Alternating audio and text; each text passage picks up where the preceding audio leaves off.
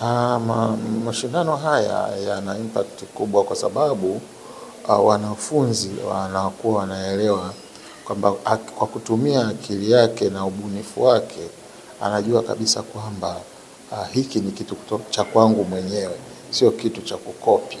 Hiyo ndio maana tunasema ni ubunifu, sio kitu cha kuchukua kutoka kwa mtu mwingine, ni kitu ambacho amekiasisi yeye mwenyewe. Najua mashindano haya yana historia ndefu kidogo huko nyuma, na Tanzania kwa hivi sasa ndio amepewa jukumu la kuwa kama mwenyekiti wa mashindano haya. Kwa hiyo lilionekana hilo kwa sababu baadhi ya nchi kusini mwa Afrika nao wanatekeleza jukumu.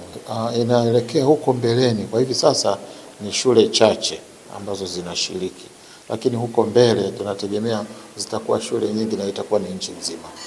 Wito kwa wanafunzi wajitokeze kwa wingi inapotokea mashindano hayo, washiriki, lakini pia hata mashindano mengine ambayo yanahusu wanafunzi washiriki pia. Wanapofahamishwa basi waonyeshe ujuzi wao, ubunifu wao.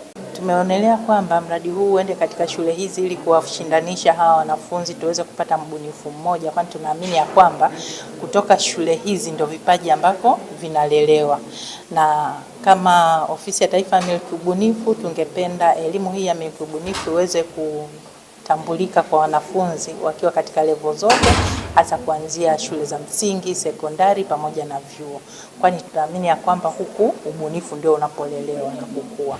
Wapo watoto wengi ambao ni wanafunzi ambao ni wabunifu katika nyanja mbalimbali. Kuna ambao ni watunzi, kuna ambao ni waimbaji wa poem, kuna wachoraji na wachongaji.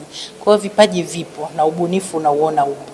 Kwa hiyo ni kiasi tu cha kuwalea na kuweza kuwakuza katika misingi hiyo.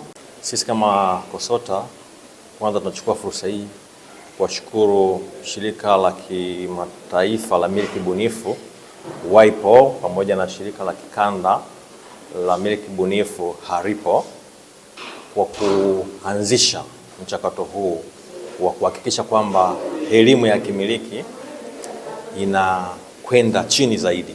Maana tumekuwa tukitoa elimu ya kimiliki katika vyuo, lakini sasa hivi tunaenda katika shule za sekondari na baadaye mpaka kwenye shule za msingi. Kwa hiyo elimu ya miliki bunifu au kimiliki ni muhimu sana kwa watu wote, kwa sababu tunazungukwa na miliki bunifu. Bunifu ni thamani. Kwa hiyo sisi kama KOSOTA siku ya leo ni muhimu sana tunapoenda kushindanisha vijana wetu hawa tuweze kupata mshindi mmoja ambaye atakwenda kimataifa huko. Tunashukuru sana Rais wetu wa Jamhuri ya Muungano wa Tanzania kwa uongozi mzuri, lakini na kujali tasnia ya kimiliki mpaka tumechaguliwa sisi kama Tanzania kufanya mashindano haya na kupata mshiriki ambaye atakwenda kushindisha nchi za nje. Kwa majina naitwa Ayla Mtamim Bweni kutoka shule ya Kembe Samaki Secondary School. Ushindani huu unatujenga kwa kiasi kikubwa, maana tunapata kujua kwamba kuna umuhimu mkubwa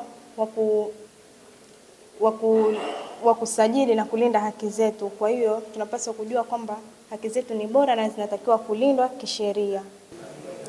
Kwa majina ninaitwa Prosper Lukamaja Masunga. Mimi binafsi nimefurahishwa sana na nimependezwa na mashindano haya siku ya leo, kwani yameleta